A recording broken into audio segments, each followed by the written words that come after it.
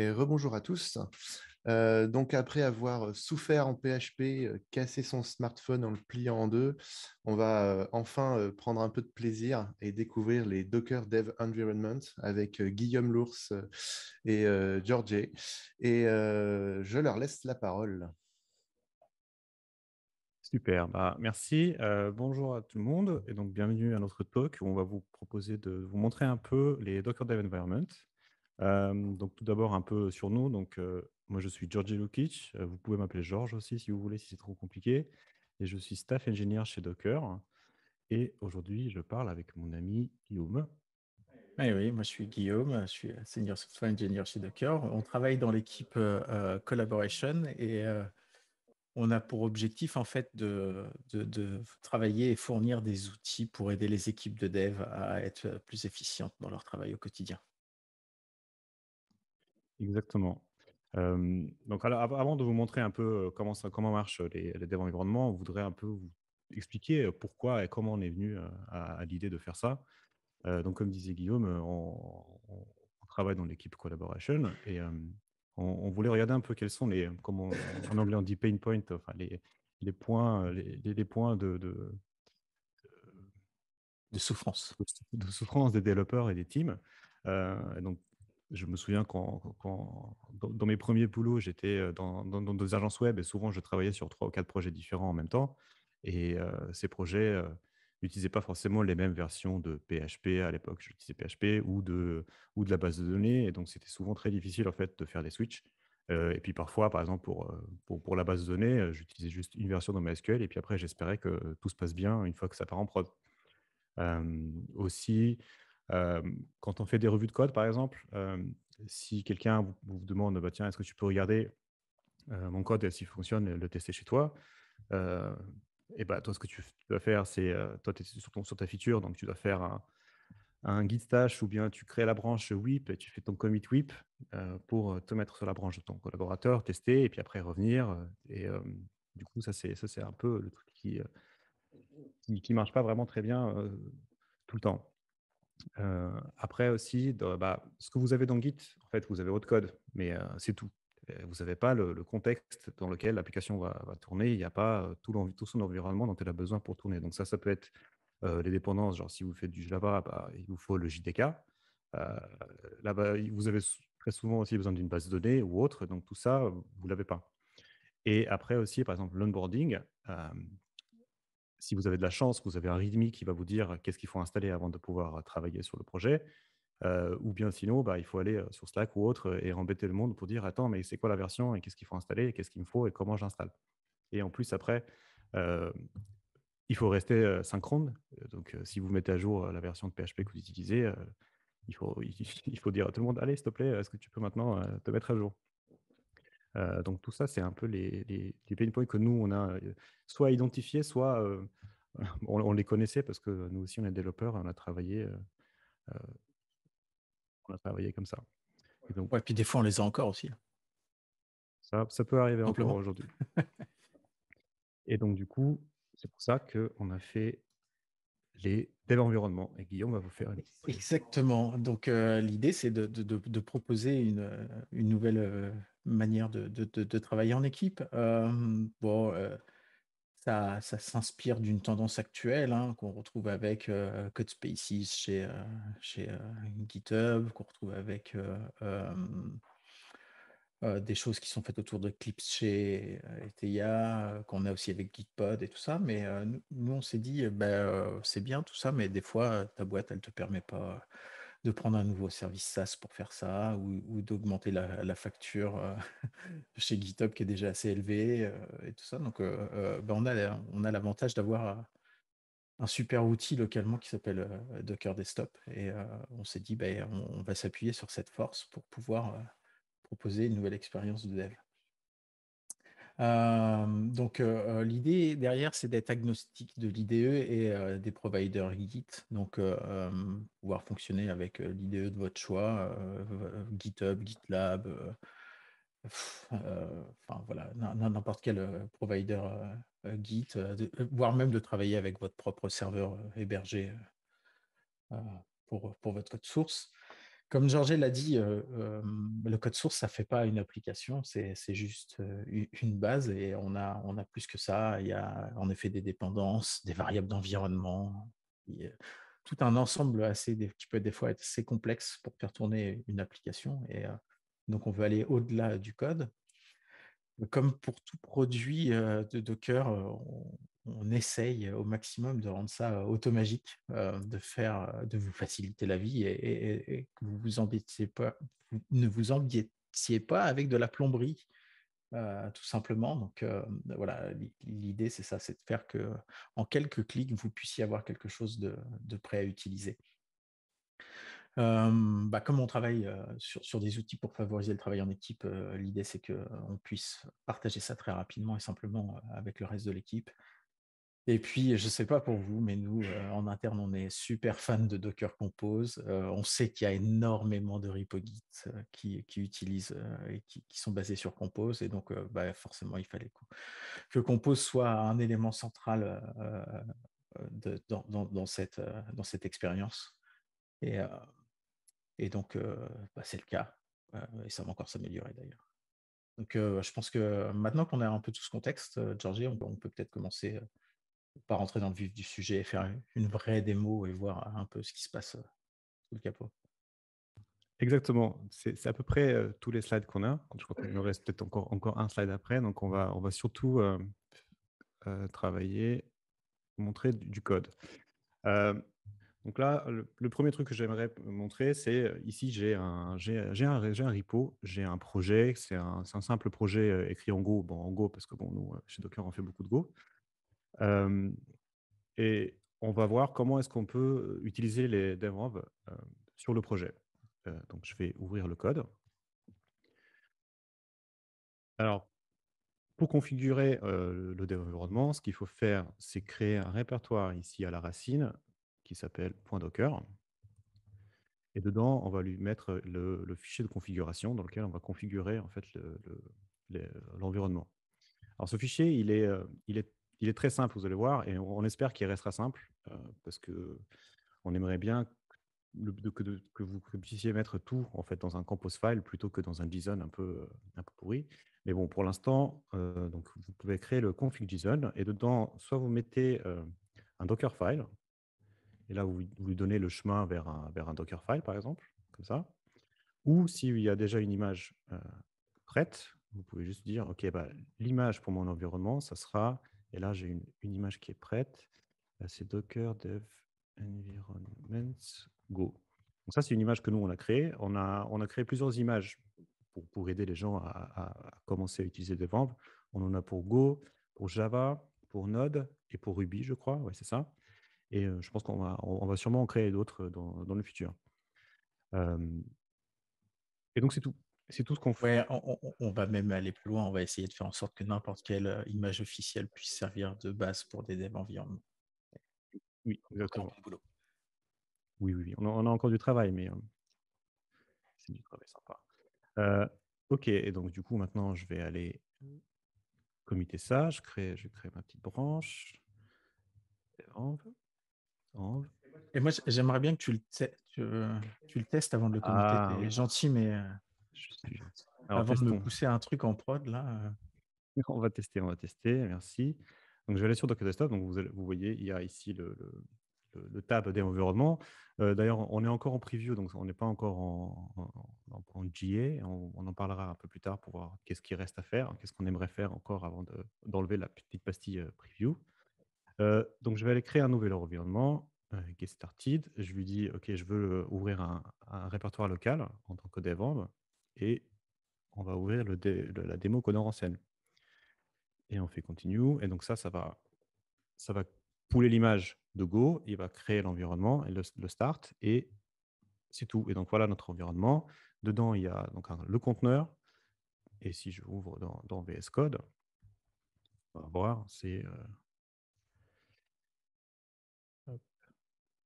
donc là, il y a VS Code qui lance son serveur de VS Code dans le conteneur.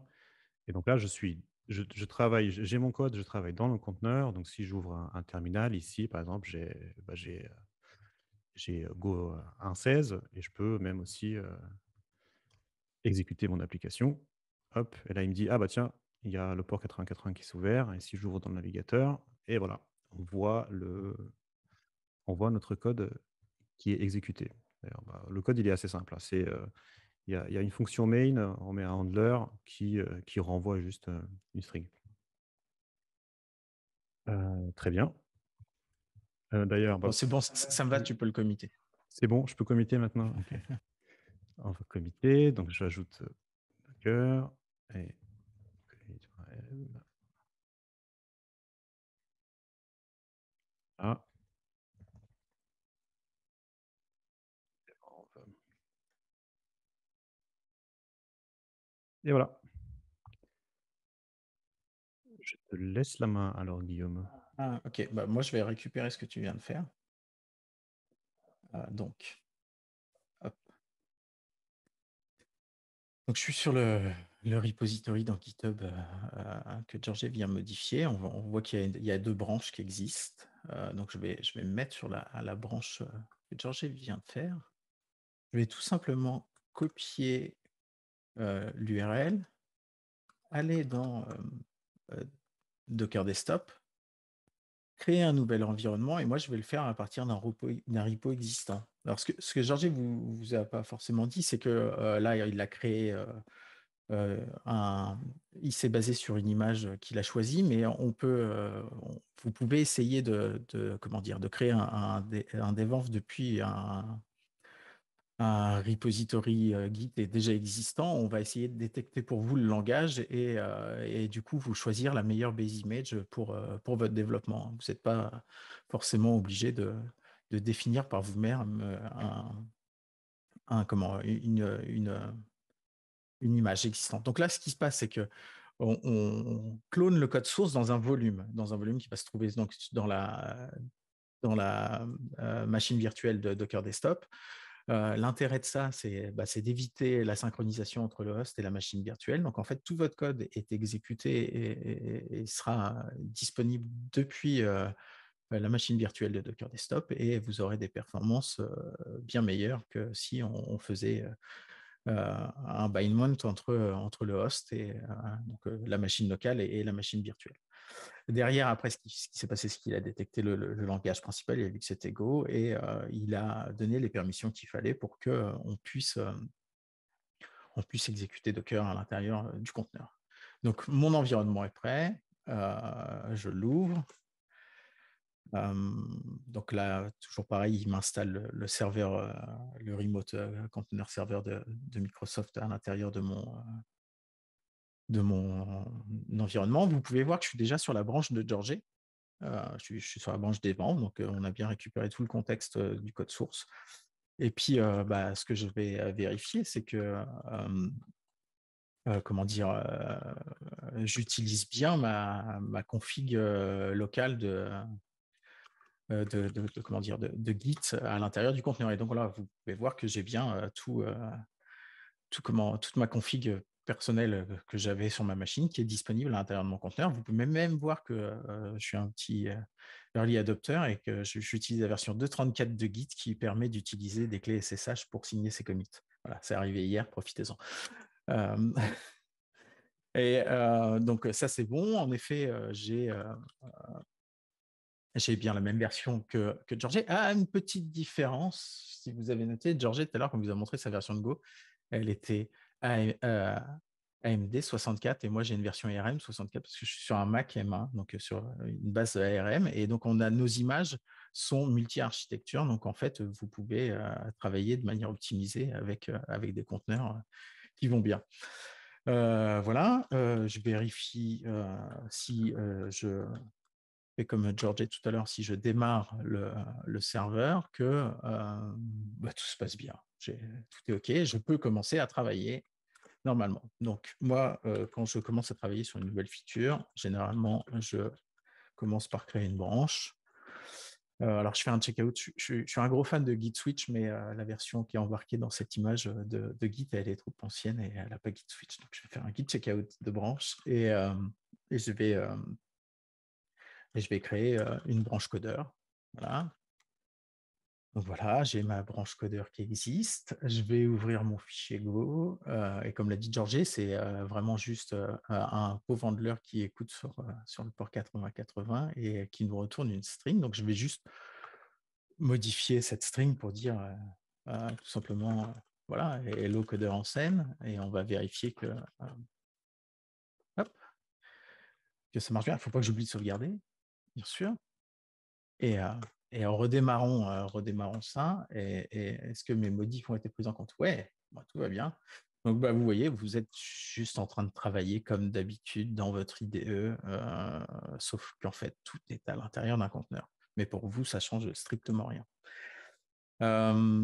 Ce qui peut être intéressant et ce que vont permettre les dev environment, c'est que là, par exemple, imaginons que ma modif, là, ça m'a mis mon application dans un état un peu particulier, que j'ai besoin d'un coup de main pour débugger ça, que ce n'est pas quelque chose que j'ai envie de committer dans une branche ou quoi que ce soit, mais il faudrait que je le partage avec Georgie. Comment est-ce que je peux faire? Je vais juste sortir de mon IDE pour aller dans Docker Desktop. Et puis, je vais cliquer sur le bouton Share. Et là je vais utiliser mon user pour mettre ça sur mon compte dans le Docker Hub, donc dans mes repositories. Puis, je vais créer une image codeur en scène. Hop. Et puis, je vais dire, partage-moi mon devenv, en fait, dans l'état dans lequel il est actuellement pour que Georgie puisse jeter un coup d'œil. Donc, ce qui va se passer là, c'est que comme on avait le code source qui était dans un volume, on récupère le code source depuis le volume, on l'intègre à l'intérieur de notre conteneur et on va créer une nouvelle image à partir de cet assemblage et on va pousser cette image directement sur le Docker Hub.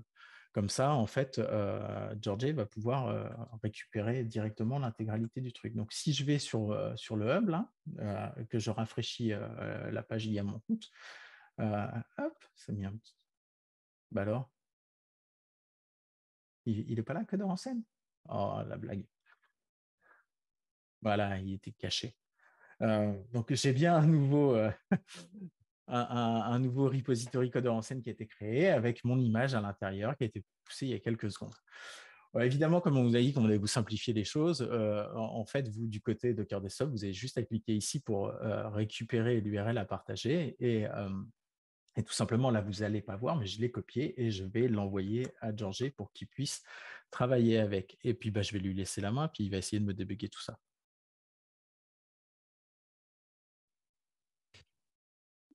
Oui, très bien. Alors, donc, du coup, je vais me retrouver. Je vais cacher ça. Allez, casse-toi. Merci. Donc, comme tout à l'heure, en fait, là, avec le lien que Guillaume m'a donné, je vais aller dans Create pour créer un nouvel environnement. Et cette fois-ci, en fait, je vais créer un environnement à partir d'un environnement existant. Et du coup, j'ai plus qu'à coller le lien et on fait continue. Donc là, ce qu'il va faire, c'est qu'il va prendre l'image depuis le hub, il va la pouler. Bon, j'ai déjà quand même pas mal de layers qui sont là et créer du coup l'environnement qui tourne. Et je vais pouvoir aussi, donc si je l'ouvre, on va voir à l'intérieur ce qui se passe. Et tu peux vérifier que, parce qu'on a dit qu'on partageait tout le contexte, t'assurer que tu n'as pas ma config Git quand même, parce que j'aimerais pas que tu commites à ma place. On va regarder ça. Alors, en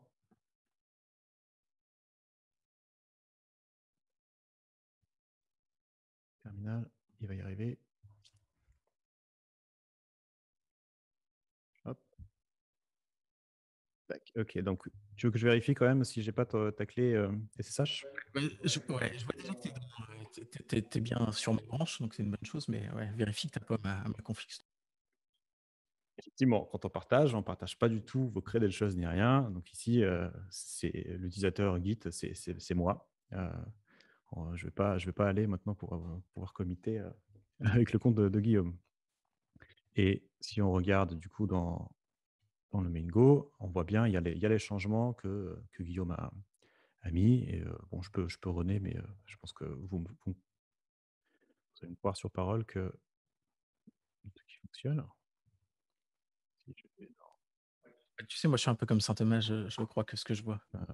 oui, ok.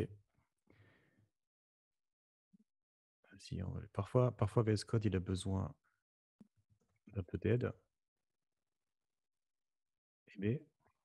Ah, voilà. qui s'est lancé. On voit aussi les changements de Guillaume.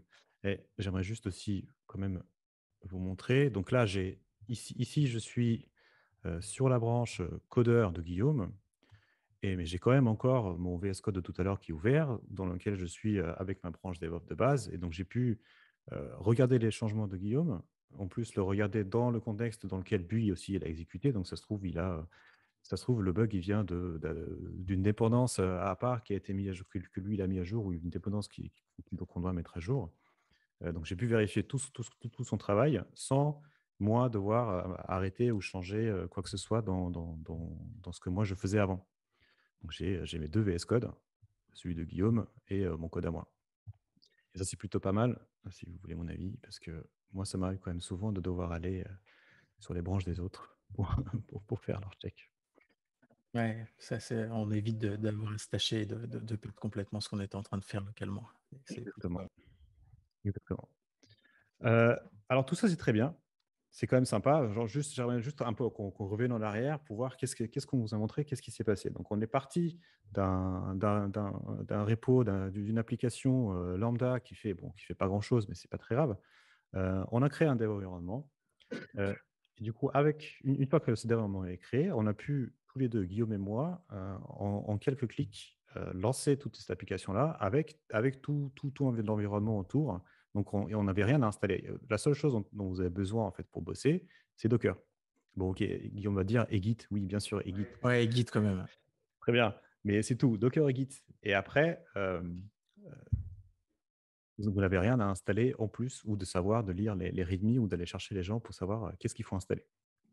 Alors donc ça, c'est très bien, c'est cool, mais dans la vraie vie, notre app- Georges, t'es gentil, mais c'est pas ça des vrais apps, quoi. On fait pas juste un pauvre dans la vraie vie, binaire, ouais. dans la vraie vie, c'est pas 15 lignes de mauvais code en Go qui font une application. Donc, dans la vraie vie, on a souvent un front, un back, une base de données et je ne sais quoi d'autre.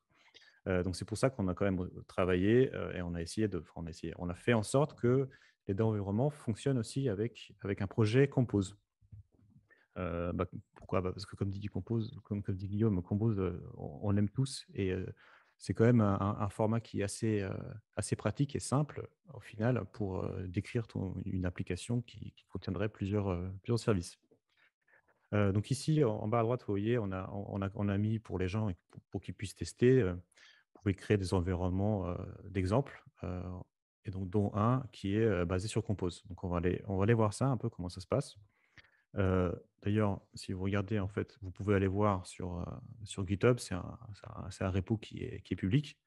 Et donc, c'est une application qui a un back-end écrit, je vais mettre peut-être un peu en plus grand.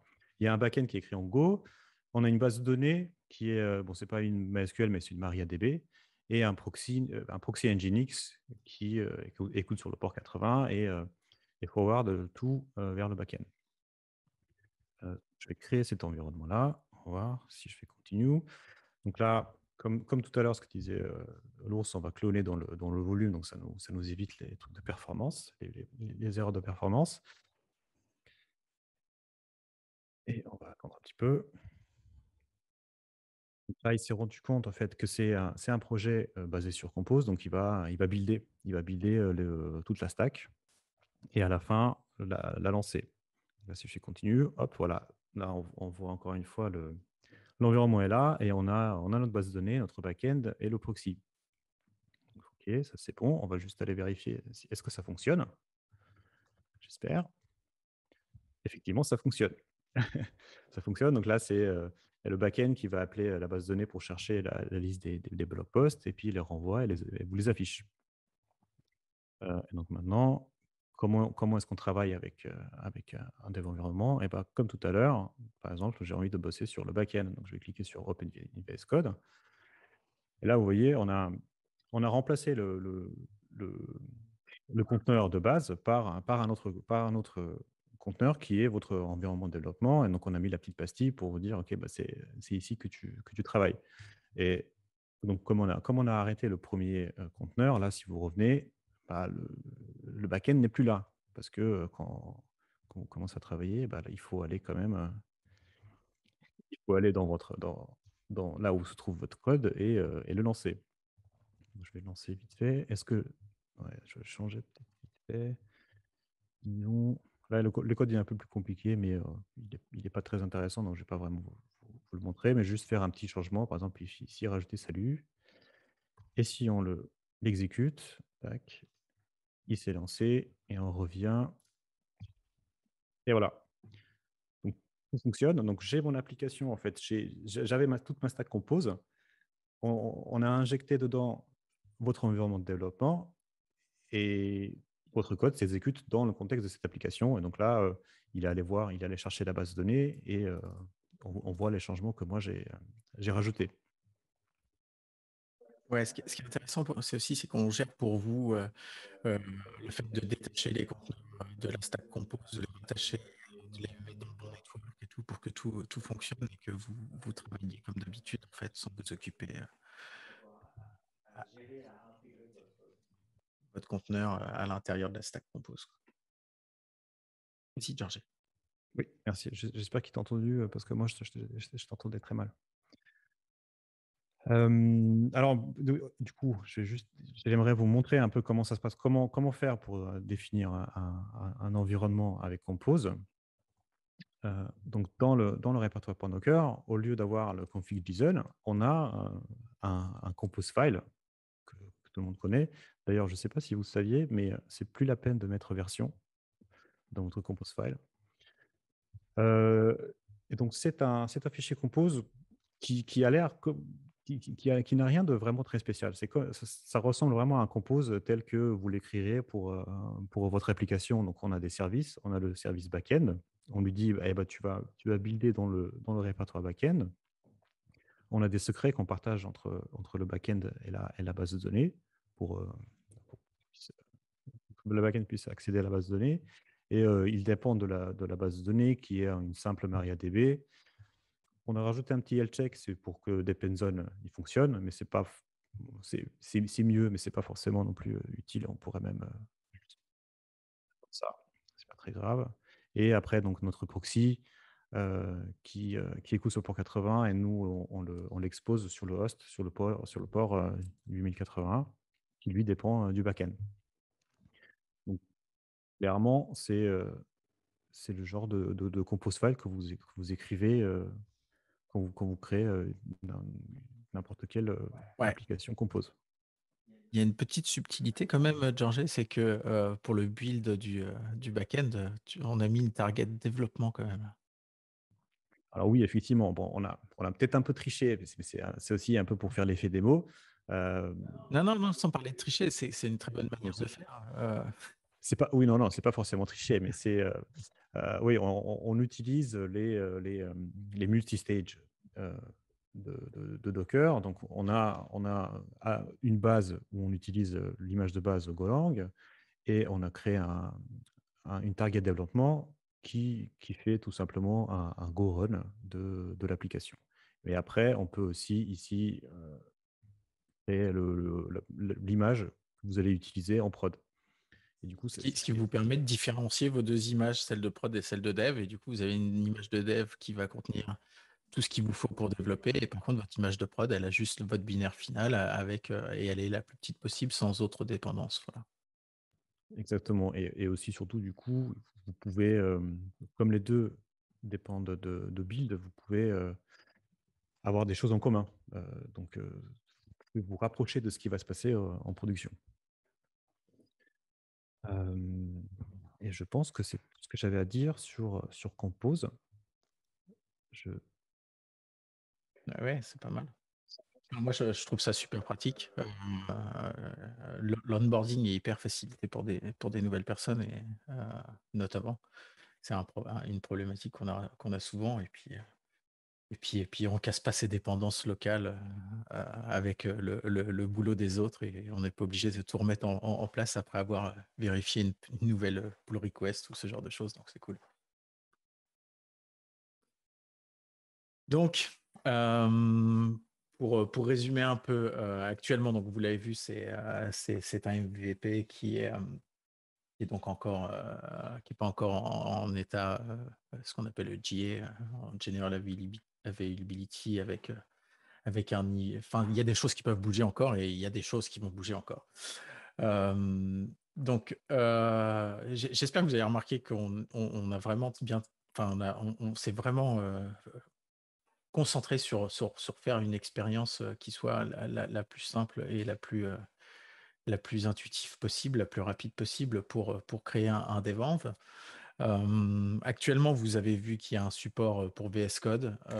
On a aussi tout ce qui va être le partage avec votre équipe via le hub. Donc, tout ce qu'on vous a montré là est fonctionnel et vous l'avez déjà, en fait, dans la dernière version de Docker Desktop, si vous l'avez installé, là, qui est sortie la semaine dernière. Tout ce qu'on vient de vous montrer, c'est disponible et vous pouvez jouer avec sans aucun souci. Pour que les dev environments deviennent GA, nous, on estime qu'on a encore du travail à faire, notamment sur le support des IDE. On travaille un peu avec JetBrains en ce moment pour essayer d'avoir un support au niveau de leurs IDE.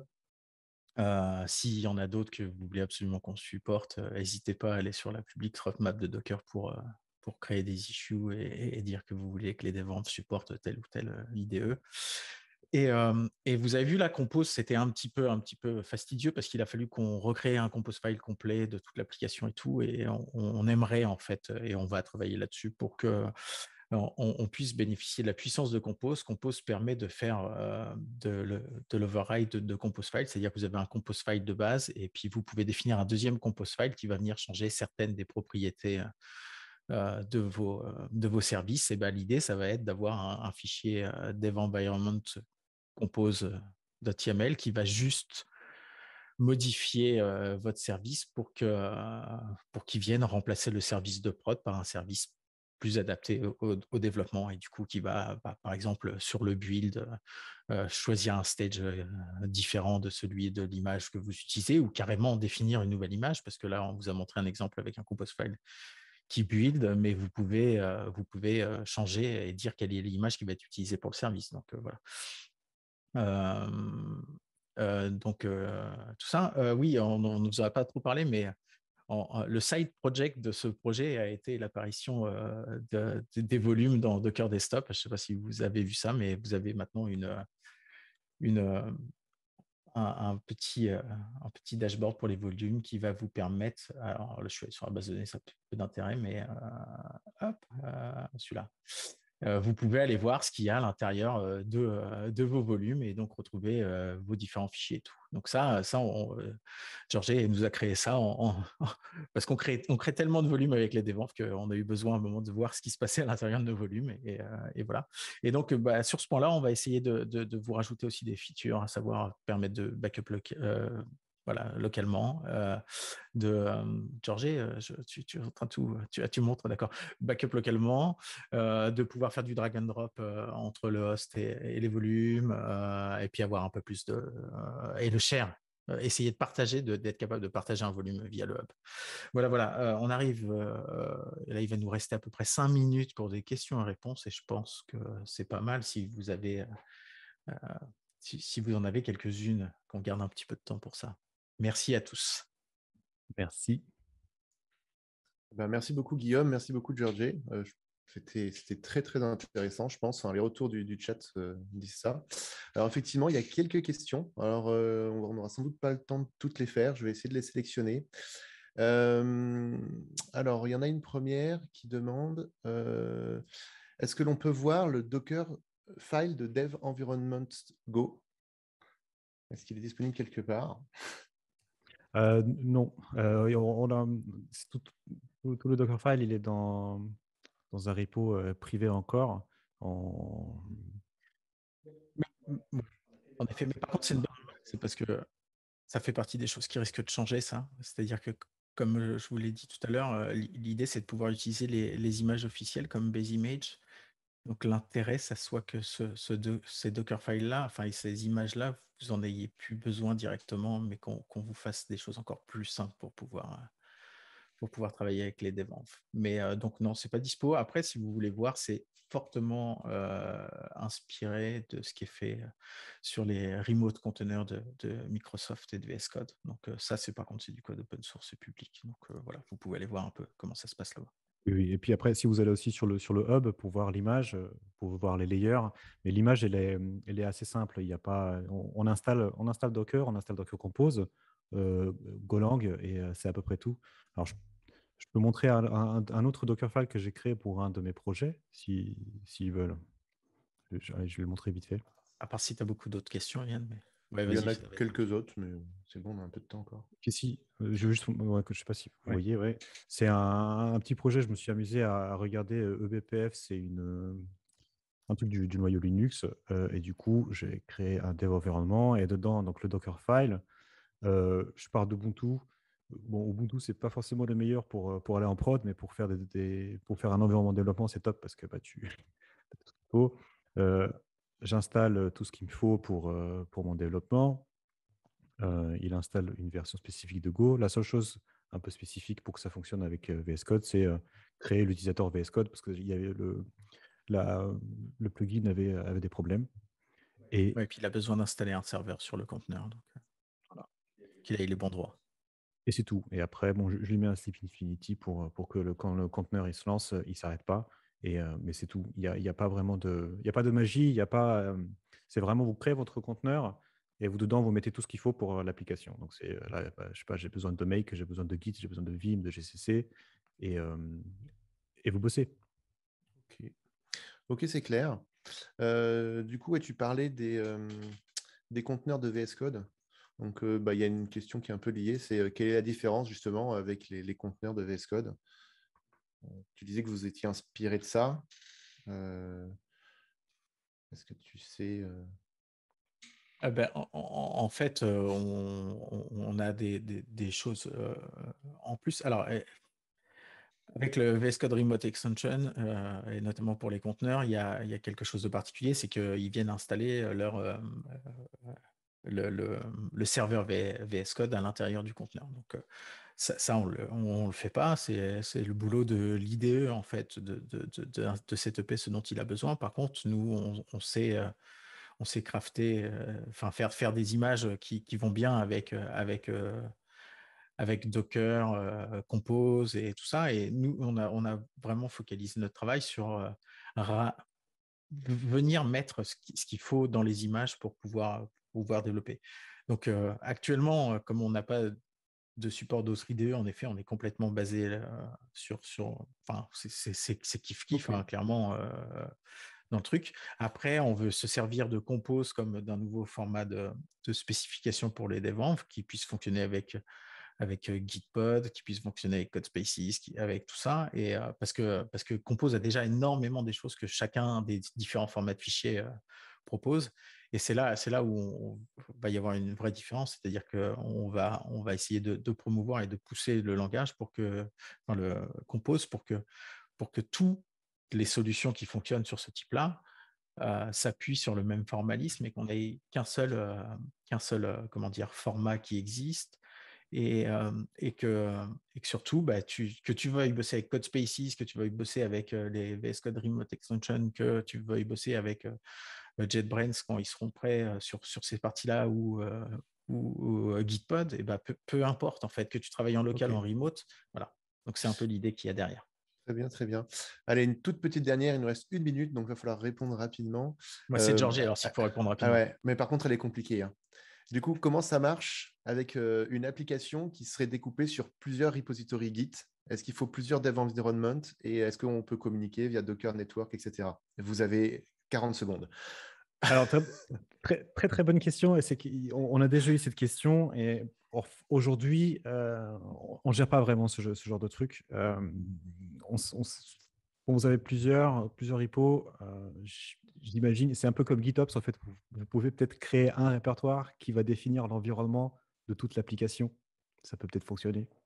Ouais, il y a quelques workflows où on ne sait pas exactement encore, mais après, oui, si tu sais faire du Docker Network, tu peux très bien aussi lancer plusieurs environnements et tous les mettre ensemble. Ok, super. Bah, il y avait d'autres questions encore, mais bon, malheureusement, on n'aura pas le temps, sinon on va prendre trop de On retard. est, on est sur Euh, Slack de Codeur en scène. Voilà, voilà. posez-le dans le Si Slack vous de voulez. Codeur en scène et on va essayer d'y répondre. Et puis, la toute dernière, je ne sais plus trop, je l'ai vu passer tout à l'heure, c'est est-ce que vous connaissez Marcel, l'équivalent français de Docker? Oui, bah, Nicolas a travaillé Oui. avec nous, donc Voilà, mais c'est une vanne parce que ça va me permettre de faire la vanne chauffe Marcel à la place de Docker Run et de lancer le sujet suivant qui est Git, c'est pas sorcier.